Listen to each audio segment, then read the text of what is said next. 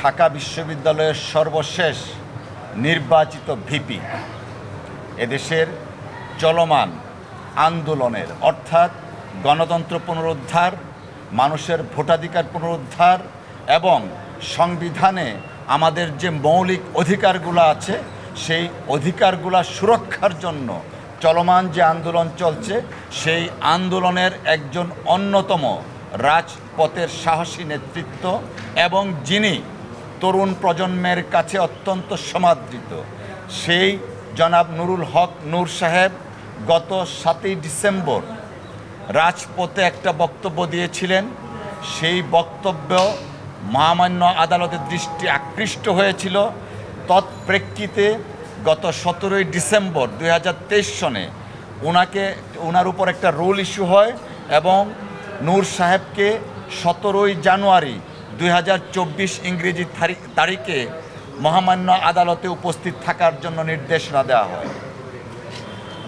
জনাব নূর সাহেব নির্বাচিত ভিপি ছিলেন এবং এদেশের মা মাটি মানুষের রাজনীতি করেন, ঠিক তেমনিভাবে তিনি আইন এবং আদালতের প্রতি বরাবরই শ্রদ্ধাশীল এবং সেই শ্রদ্ধা জায়গা থেকে তিনি মহামান্য আদালতের নির্দেশনার প্রেক্ষিতে তিনি 17ই জানুয়ারি আদালতে উপস্থিত ছিলেন।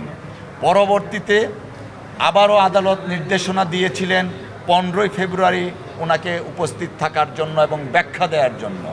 আমরা নূর সাহেব আবারও মহামান্য আদালতের নির্দেশনাকে শিরোধার্য মনে করে 15 তারিখে তিনি সশরীরে আদালতে উপস্থিত ছিলেন। তৎপ্রেক্ষিতে আজকে অর্থাৎ 30শে এপ্রিল পুনরায় শুনানির জন্য ধার্য ছিল।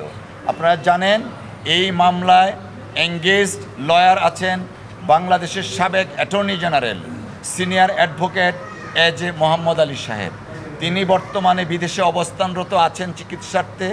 আমরা মহামান্য আদালতের কাছে সময়ের প্রার্থনা করেছি, যেহেতু এই মামলার সিনিয়র অ্যাডভোকেট জনাব এজে মোহাম্মদ আলী বিদেশে রয়েছেন।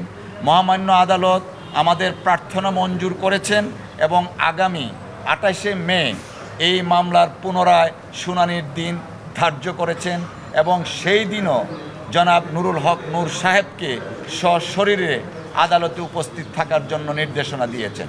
বাংলাদেশ জাতীয়তাবাদী দল এবং সেই দলের যুগ্ম মহাসচিব ব্যারিস্টার মাহবুবউদ্দিন খোকন সাহেব, দল এবং সারা দেশের মানুষ প্রত্যাশা করে ব্যারিস্টার মাহবুবউদ্দিন খোকন সাহেবের কাছ থেকে উনি একটা দায়িত্বশীল জায়গায় থেকে দায়িত্বশীলভাবে সবাইকে গাইড করবেন। এই ব্যাপারে আমি আর অন্য কিছু বলতে চাই না। অসংখ্য ধন্যবাদ।